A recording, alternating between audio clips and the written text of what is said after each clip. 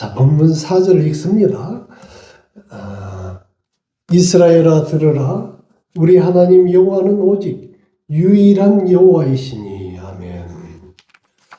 우리나라 사람들이 가장 좋아하는 성경 구절은 무엇일까요? 여러분들은 어떤 것을 제일 좋아하십니까?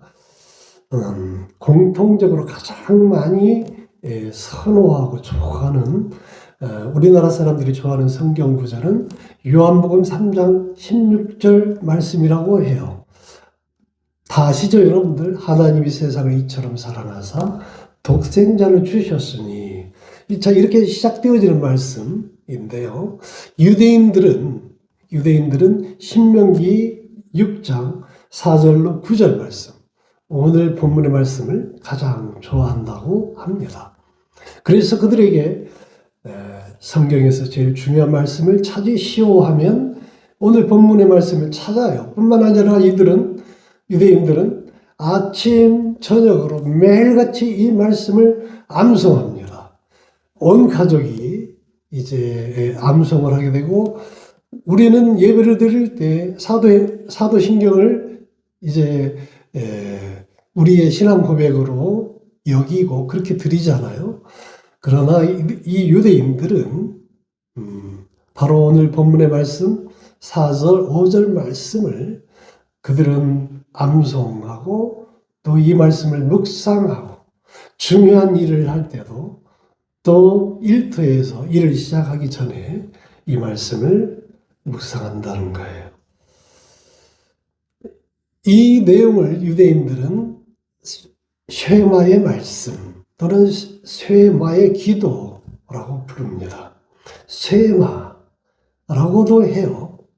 쉐마, 이건 무엇이냐? 들어라 이 말이죠. 들어라. 자, 그런데 단순히 들어라 라고 하는 말로 끝나는 것이 아니고, 이 쉐마는 들었으면 그 말이 무엇인지, 의미가 무엇인지를 묵상하고 그리고 이해하고 또 반드시 순종하여 행하여야 한다고 믿고 있습니다. 그래서 그들은 이 말씀을 매우 소중하게 여겨요. 또 반드시 순종해야 하는 말씀으로 알고 있어요. 또 늘 언제나 어디에서나 이 쉐마의 말씀을 묵상하기 위해서 최선을 다하는 그러한 신앙의 모습을 보여주고 있습니다. 자, 유대인들이 오늘 본문 4, 5절을 쉐마의 말씀이라고 여기는 이유는, 그 이유는 무엇이냐면, 예수님께서도 이 말씀을 가장 큰 계명이라고 마태복음 12장 29절로 30절에서 말씀하셨어요. 그래서 유대인들은 이 쉐마의 말씀을 묵상하게 되면 하나님의 임재와 놀라우신 축복을 경험하게 될 것이다, 이런 기대감을 가지고 있기 때문에 이 쉐마의 말씀을 소중하게 여기고 있다는 것입니다. 오늘 4절에서 이스라엘 백성들에게 들으라 라고 외치는 이 메시지는 성경 구약에서 신명기와 민수기에서 세 곳에서 이 말씀이 기록되어 있어요. 똑같이 이스라엘아 들어라, 이렇게 시작하는 문구가 세 군데 있다는 거예요. 이것을 쉐마라고 합니다. 자, 그런데 첫 번째 쉐마는 오늘 본문의 말씀, 그리고 두 번째 쉐마는 이제 다음 주에 우리가 함께 나누게 될 신명기 11장 13절로 21절 말씀, 그리고 민수기 15장 말씀, 이렇게 세 곳이 기록되어 있는데, 어쨌든 이스라엘 백성들이 쉐마라고 하는 것은 오늘 본문의 말씀 하나라고 해도 크게 잘못된 것은 아니다라고 말씀을 드리고, 쉐마에 대해서는 이런 정도로만 말씀을 드리고 다 같이 5절 말씀을 보시도록 하겠습니다. 너는 마음을 다하고 뜻을 다하고 힘을 다하여 내 하나님 여호와를 사랑하라. 아멘. 이 말씀 속에서 하나님은 몸과 마음과 영혼으로 다시 말해서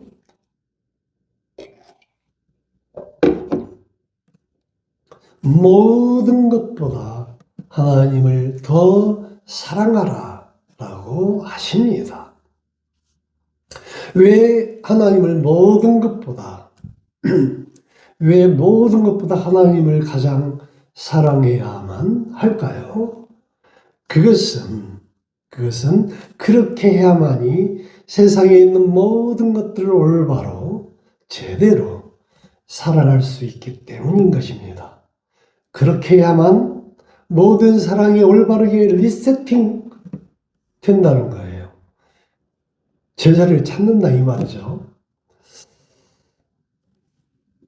이 세상에는 사랑할 것이 많고 가치 있는 것도 많고 이 세상의 수많은 것들이 자기를 제일 많이 사랑해야 한다고 우리의 마음을 파고들어 옵니다. 돈, 일, 사람, 명예, 권력 등등. 그러나 이러한 것들을 우리가 하나님보다 더 사랑하게 된다면 그것은 결과적으로 그것 때문에 왜곡되어지고 그것 때문에 우리가 넘어지는 일이 일어날 수밖에 없다는 것이 세상의 이치라는 거예요. 우리가 돈을 하나님보다 더 사랑하게 되면 두 가지 중에 하나예요. 그 돈을 결코 붙잡을 수 없게 되거나 설령 붙잡았다 하더라도 그 돈 때문에 무너지고 마는 인생을 살아간다는 것이 세상의 이치다. 따라서 우리는 우리의 모든 문제와 위험을 해결할 수 있는 유일한 방법이 있다면 그것은 하나님을 가장 사랑하는 것이다 라고 말씀을 드리고 하나님을 가장 사랑하게 될 때 우리 주변의 일이 올바르게 리세팅되고 순리대로 물이 흐르게 진행되어지는 것이 하나님 나라의 법칙이라는 거예요. 따라서 우리가 살아갈 것이 많지만 우리가 소중히 여기고 정말 가치 있게 생각하는 것들이 많지만 그 모든 것을 사랑하고 그 모든 것을 가치 있게 소중하게 여기되 하나님을 더욱 사랑하는 믿음의 백성들의 그 신앙을 가져야만 될 줄 믿습니다. 그렇다면 하나님을 가장 사랑하는 방법은 어떤 것이 있을까요? 우리의 인생의 우선순위를 하나님을 사랑하는 것으로 두어야 된다고 할 때 그것은 어떤 방법들이 있을까요? 제가 짧게 6가지만 말씀드리고자 합니다. 첫째는 마태복음 6장 33절에서와 같이 너희는 먼저 그의 나라와 그의 의를 구하는 우리 모두가 되어지시길 주님의 이름으로 축원드립니다. 두 번째로 하나님을 사랑하고 가까이 하는 것입니다. 수시로 말씀을 묵상하고 그 말씀을 우리의 삶에 적용하며 살아가는 것이죠. 쉬지 말고 기도하고 나아가는 것이고 또 범사에 감사하는 마음으로 살아가는 것이죠. 또 세 번째로는 기도로 하나님과 교제하는 것입니다. 사랑은 대화로 깊어져요. 기도는 하나님께 우리의 마음을 드리는 것이고 또 하나님의 마음을 우리가 듣는 그러한 행위입니다. 자, 누군가가 보고 싶고 사랑한다면 더욱더 만나고 싶고 그 사람과 대화를 나누고 싶은 것이 사랑하는 마음이에요. 그 마음으로 우리는 늘 하나님과 대화 나눌 수 있기를 바라겠습니다. 하나님과의 대화는 기도라고 했죠. 네 번째로 하나님이 기뻐하시는 삶을 사는 것입니다. 어떤 사람, 어떠할 때 하나님은 기뻐하실까요? 우리가 순종함으로 나아갈 때 정직한 삶, 거룩한 삶, 그리고 믿음으로 사는 삶을 우리가 지키고 나아갈 때 하나님은 우리로 하여금 기뻐하시게 될 줄 믿습니다. 하나님을 사랑하는 실제 우리의 모습은 바로 그런 모습이 되어지기를 바라고 다섯 번째로 하나님이 사랑하는 사람을 사랑하는 것입니다. 이웃사랑, 교회사랑, 형제사랑, 그런 영혼 사랑 이 하나님 사랑의 증거가 되는 것이에요. 창세기 12장 2절로 3절에서 7가지 이제 하나님이 우리에게 언약해 주신 것이 있는데, 그게 그 중에 하나님이 사랑하는 자를 사랑하는 자는 하나님이 사랑하고 저주하는 자는 저주하시겠다. 그게 무엇이냐면, 우리는 하나님이 창조하신, 그래서 하나님이 늘 우리를 기뻐하시고 사랑하는 존재들이에요. 하나님의 백성들이에요. 따라서 하나님의 백성을 가까이 섬기고 존중하고 배려하고 아끼고 베풀고 하는 것은 곧 하나님을 사랑하는 거예요. 그러한 사랑으로 나아가는 우리 모두가 되어지시기를 주님의 이름으로 축원드립니다. 그러한 믿음이, 그러한 자세가 아름다운 믿음의 공동체를 세워나가는 것입니다. 그리고 6번째로 우리는 말씀 속에 온전히 몰입하는 것입니다. 말씀과 내가 하나로 일치하는 거예요. 몰입하는 것이죠. 사랑은 깊어질수록 어떻게 되어요? 그렇죠. 그 사랑에 fall in love 하죠. fall in love. 사랑에 퐁당 빠지게 되어집니다. 이런 상태가 몰입한 것이라고 볼 수 있는데, 하나님의 사랑 또한 같은 이치입니다. 우리의 생각만으로서가 아니라 우리의 영과 혼까지도 몰입하여 여호와 하나님을 사랑할 때, 다시 말해서 영적 몰입의 상태가 되었을 때가 우리가 가장 하나님을 사랑하는 상태라고 말씀을 드립니다. 자, 몰입하면 우리 고사성어 중에 무라일체 심검합일 수적천석이라는 사자성어가 떠오를 텐데요. 수적천석이라고 하면 뭐 어떤 뜻일까요? 물 한 방울이지만 그 한 방울이 계속해서 수천 수만 수년 동안 그 한 자리 위에서 집중해서 계속해서 떨어지게 되면 아무리 그곳이 단단한 바위라 할지라도 구멍이 뚫리게 되고 만다. 이런 의미죠. 작은 힘이라 할지라도 끊임없이 집중하면, 몰입하면 큰 기적을 이룰 수 있다는 의미가 이 사자성어에 담겨 있습니다. 이와 관련해서 우리가 어렸을 적 재밌게 읽었었던 온달 장군과 평강공주 이야기 한 토막을 나누도록 하겠습니다. 여러분들은 바보 온달과 평강공주 이야기 다 아실 테죠. 따라서 배경이 되는 그런 내용은 다 생략을 하고, 드디어 평강공주가 온달에게 시집을 옵니다. 시집을 와서 이제 시집 온 평강공주가 온달을 지켜보니, 온달은 순수하지만, 남들이 바보라고 할 정도로 순수했어요. 순수하지만 힘은 천하장사였어요. 그래서 큰 칼이지만 그 큰 칼을 아무렇지도 않게 젓가락 휘두르듯이 휘두를 수 있는 그런 힘을 가지고 있었지만, 그러나 그 큰 칼을 어떻게 써야 할지를 전혀 모르는 모습을 보면서 평강공주는 이제 과거 시험 문과가 있고 무과가 있지만, 문과는 이제 나이로 보나 여러 가지 관점에서 보면 어렵다고 보고, 온달이 가지고 있는 큰 힘을 잘 활용하면 문과에 합격할 수 있겠다. 자, 이런 생각이 되어져서 이제 칼 쓰는 법을 가르쳐 주려고 하는데, 도무지 그 칼을 제대로 쓸 수 있는 방법을 모르는 거예요. 그래서 평강공주가 도입한 방법이 뭐였죠?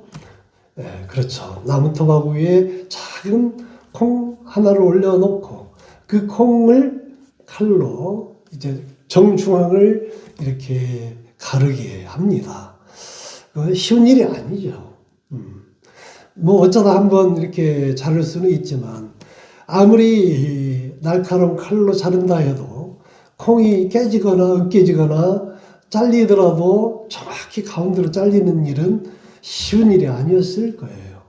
그래서 평강공주가 이제 사용한 훈련법이 몰입법이에요. 그래서 온달로 하여금 그 칼을 들고 하루 종일 콩을 겨누고 서 있도록 합니다. 아무리 힘이 장사여도 하루 종일 칼을 들고 있으면 그 칼이 보통 무거운 것이 아닐 거예요. 그런데 그 칼을 끝까지 겨누고 있어야 되는 게 훈련의 요지였어요. 아름다운 공주가 자기의 신부가 되었는데 그 아름다운 신부가 그 반드시 지켜야 된다고 하는데 아무리 순수하고 뭐 세상 이치를 모르는 온달이지만 그 말을 따르고 싶지 그냥 힘들다고 포기하고 싶었어요. 그래서 끝내 하루 이틀 한 달 두 달 1년 이렇게 오랜 시간 동안 그 칼을 들고 콩 앞에서 집중하고 몰입을 하게 됩니다. 그런데 신기한 것은 그렇게 오랫동안 그렇게 집중하고 있었는데 어느 순간에 조그마한 콩이 수박만하게 개 엄청나게 크게 보이는 거예요. 그랬을 때 이제 온달은 공주가 말한 것이 생각났어요. 콩이 크게 보이는 그 순간에 온 힘을 다해서 한 마음으로 일도 양단을 해라, 콩을. 그렇게 이 얘기를 했던 것이 기억이 났죠. 그래서 그 순간에 온달은 아주 일도양단하죠. 힘차게 칼로 탁 내리쳤는데 놀라운 것은 그 콩이 아주 매끄럽게 정중앙에 딱 갈라졌다는 거 아니겠습니까? 이런 훈련법을 성공적으로 마친 뒤에야 비로소 온달은 칼 쓰는 법, 도법을 배우게 되었고 결과적으로 얼마 뒤 묵과 시험에 합격해서 나라에 큰 공을 세우는 장군으로 쓰임받게 되었다라고 하는 그 스토리가 우리가 어렸을 때 읽었었던 바보온달과 평강공주라는 이야기입니다. 자, 이런 이야기의 핵심은 몰입했을 때 기적을 일으킨다. 기적의 원동력은 몰입이다라고 말씀을 드리고자 하는 거예요. 공부하는 학생들에게도 몰입이 학습 능력을 좌우한다. 그래서 선생님들은 그런 얘기 많이 하잖아요. 공부는 머리로 하는 것이 아니라 엉덩이로 하는 것이다. 그것은 뭐겠어요? 집중력을 길러주기 위해서예요. 자, 그래서 그런 집중력을 키우다 보면 다른 잡념을 다 비우게 되고 거기에 생각을 집중하게 되고 계속해서 그런 경지를 유지하게 되는 그 순간에 사람의 뇌 구조가 점점 더 생산적이고 창조적으로 그 과업을 반드시 이루고야 말 어떤 그런 상태의 뇌로 탈바꿈하게 된다. 그러니까 콩을 잘라야 된다면 콩을 일두양단할 수 있는 그런 능력으로 이제 길러지게 된다. 공부를 하는 사람에게 이런 집중력을 계속해서 강조하다 보면 어느 순간에 뇌세포들이 공부하는 그 일로 집중되어서 똑같은 시간을 들여서 읽어도 다른 사람보다 훨씬 더 많은 것을 빠르게 정확하게 읽고 이해할 수 있다는 것이 우리가 알고 있는 속독속해잖아요. 그런 일로 해서 이제 놀라운 기적이 일어나게 된 것처럼 우리가 하나님께로 집중하게 되면 나아가서 우리가 영적으로 하나님과 몰입하게 되면 우리 마음속에도 하나님이 수박만하게 크게 산처럼 온 세상을 덮을 만한 크기로 늘 우리와 함께하는 그러한 현상을 체험하게 되어지고 그 하나님이 우리의 삶을 영적으로 이제 승리하는 삶으로 이끌어 줄 것이라고 이제 저는 오늘 이 예화를 통해서 여러분들에게 말씀드리고 있는 것입니다. 또 예화를 실제 있었던 일로 하나를 더 소개를 한다면 1950년대 이제 미국의 10대 재벌 중에 한 사람이 아주 심한 병에 걸려서 백약이 무효한 이제 상황에 도달이 되었어요. 어떤 약을 써도 치유할 수가 없는 거예요. 그 사람은 너무나 무기력해지고 아무것도 먹기 싫고 하기도 싫고 그저 멍하니 죽을 날만 기다리고 있는 그런 무기력증이 걸리고 말았던 것입니다. 그렇게 된 거죠. 아무것도 하기 싫고 먹기 싫으니 이제 하루가 다르게 야유어져 가고 이제 그렇게 되다 보니 죽을 날만 기다리고 있는 처지가 되었어요. 아무리 어떤 노력을 해도 어떤 약을 써도 낫기는커녕 더욱더 증상이 심해지는 거예요. 그래서 그 사람을 치유하던 주치의가 이제 스위스에 있는 융이라고 하는 박사에게 가서 치료를 맡깁니다. 1950년대 그 당시에 스위스의 융 하면은 프로이드의 제자로 알려진 정신분석학의 대가 융이라는 사람인 거죠. 그래서 그 사람에게 갔는데 그 사람은 이제 그 회장을 이렇게 진단해보고 또 여러 가지로 시도를 해보다가 결론을 내리기를 자기는 도저히 당신을 치유할 수 없으니 소련, 그 당시는 이제 1950년대니까 지금의 러시아가 아니죠. 소련이죠. 그 소련 모스크바 인근에 어떤 수도원이 있는데 그 수도원 원장을 만나야 당신 문제가 해결이 되겠어. 그 사람에게로 하루 빨리 가시오. 해서 이제 그 회장은 자기 전세기 비행기를 타고 모스크바에 내려서 이제 비행기가 갈 수 없는 산골 어느 수도원이기 때문에 수십 시간 자동차를 타고 갔어요. 그리고 그 원장을 만났습니다. 그 원장은 이제 이 회장에게 물어요. 주기도문 아냐? 예, 알아요. 그러면 오늘은 그 주기도문을 300번 외워라. 이게 처방이었어요. 그래서 이제 오늘 외우고 300번 집에 가서 숙소에 가서 외우고 다음 날 이 시간에 또 와라. 그래서 그 시간에 갔어요. 그 다음 날. 그랬더니 그 다음 날 갔더니 그날은 600번. 그리고 그 다음 날 또 이제 갔더니 그 다음 날은 이제 900번. 계속해서 300번씩 그렇게 15일 동안 반복하게 하는 거예요. 그래서 15일 동안 무려 4,500번을 주기도문을 외웠는데 그렇게 하루 종일 이제 주기도문을 외우다 보니 이 회장이 화가 났어요. 이 원장이 내가 이렇게 멀리 왔는데 나를 놀리는 거냐 이렇게 생각하니까 화가 났어요. 그래서 비서들 모아놓고 야 오늘 떠난다. 짐 챙겨라. 자 그랬더니 비서들이 이제 막 말리죠. 아니 낫지는 않았지만 적어도 우리 회장님 매일같이 식사는 하지 않습니까? 따라서 며칠만 더 따라 해보시라고. 여기까지 왔는데 어떻게 도중에 포기하냐고. 따라서 며칠만 더 견뎌보라고. 이렇게 이제 매달리게 되니 그 회장이 좋다. 그러면 오늘 하루만 더 한다. 그래서 이제 16일째니까 4,800번을 주기도문을 암송하게 되었어요.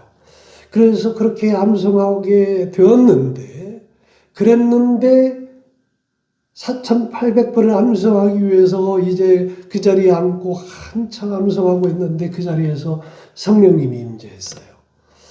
그러자 그 자리에서 이 회장은 주체할 수 없는 기쁨과 감격이 어찌할 바를 모르게 되고, 여러분들 성령 임재 다 해보셨겠죠? 안 했다면 틀림없이 성령 임재의 감격을 누리시길 바랍니다. 성령 임재는 사람마다 다 달라요. 어떤 사람은 뒤집어지고 뭐 콧물 눈물 흘리고 막 소리치고 이런 분도 있고, 어떤 분은 조용히 묵상하지만, 그러지만 그 이후에는 주님이 주시는 사명이 무엇인가를 깨닫고 주님이 이끄시는 방향으로 그 길로만 난 나아가겠다 다짐하고 헌신하고 그 말씀을 붙들고 살아가는 그런 믿음을 보여주는 이제 그런 두 가지 모습을 보여준다는 것이 우리가 알고 있는 성령 임재의 뭐 그런 현상 또는 증상 뭐 이렇게 이제 이 얘기들을 하잖아요. 자, 어쨌든 그런 감격과 기쁨을 이 회장이 맛보게 되었어요. 그러면서 이제 생각하기를, 아하, 내가 너무 교만했구나. 내가 쓸데없이 돈 좀 있다고 말이지 교만해가지고 내가 정말 어리석은 생각을 했구나. 참 나는 그렇게 보잘것없고 형편없는 인간이었구나라고 생각하면서 회개의 눈물을 흘리게 되었다는 거예요. 그렇게 감동하게 되었다는 거예요. 그러고 나자 그 시간 이후부터 정말 놀라운 것은 그를 죽음의 고통으로 이끌었던 그 모든 무기력증이 다 사라지고 기쁨이 충만한, 그래서 그런 간증이 그 당시 1950년대에 세계적으로 유명했던 사건으로 오늘날까지도 회자되고 있다라고 제가 여러분들에게 소개해 드립니다. 여기에서도 핵심은 몰입이에요. 주기도문에 몰입했더니 또 온다리 콩 하나에 몰입을 했더니 그랬더니 수박마르게 보이고, 그리고 주기도문에 몰입했더니 하나님의 임재를 체험하고 그가 가지고 있는 모든 문제가 깨끗이 치유되어졌다는 것이 오늘 말씀의 핵심인 것입니다. 우리 인간을 창조하신 하나님은 우리의 뇌까지도 창조하셨어요. 따라서 우리가 영적으로 하나님과 몰입하게 되었을 때, 하나님과 영적으로 하나가 되었을 때, 우리의 뇌를 만드신 하나님께서 우리 뇌를 다 치유해 주심으로 말미암아 또 우리의 온 몸을 둘러싸고 있는 모든 병적인 요인들을, 또 잘못된 것들을 치유시켜 주시고 회복시켜 주심으로 말미암아 이 회장과 같은 놀라운 기적을 체험하게 되었다는 것이 오늘날에도 뇌공학을 연구하는 수많은 뇌과학자들 실험 결과에 의해서도 증거되어지고 있고, 또한 그들도 이런 모든 것들이 일리가 있는 것이라고 입을 모으고 있다라고 말씀을 드립니다. 이와 같은 원리를 적용해서 나의 뇌 구조와 집중력을 더욱 크게 극대화시킬 수 있는 그러한 몰입의 방법이 있다면 무엇이 있을까요? 몇 가지가 있을 수 있지만 주기도문을 수십 번, 수백 번, 수천 번, 수만 번 계속해서 애우고 묵상하는 것도 있지만, 또 기도를 1시간, 2시간, 3시간 계속해서 찬양을 여러 가지 방법이 있지만, 그 중에서 가장 보편적이고 또 흔히 많은 사람들이 체험했다고 하는 그런 놀라운 은혜 체험의 그 방법이 있는데, 그걸 소개한다면 그것은 성경 통독이다라고 말씀드립니다. 성경 통독을 한 번, 두 번, 세 번 이렇게 반복하다 보면 성경책이 한 말씀 한 말씀이 다 하나님이시라고 하잖아요. 또 하나님이 주신 말씀이잖아요. 자, 그 말씀을 이렇게 묵상하고 또 말씀 속에 붙들고 매달리다 보면 성경은 그 어떤 책보다도 과학적이고 창의적이고, 그리고 가장 풍부한 상상력을 요구하는 책이라고 하지 않습니까? 따라서 이 성경을 읽고 또 읽다 보면 창의력이면 창의력, 사고력이면 사고력, 문해력, 지혜, 지식이면 지식, 이런 것들이 다 차고 넘치게 될 줄 믿으시기 바랍니다.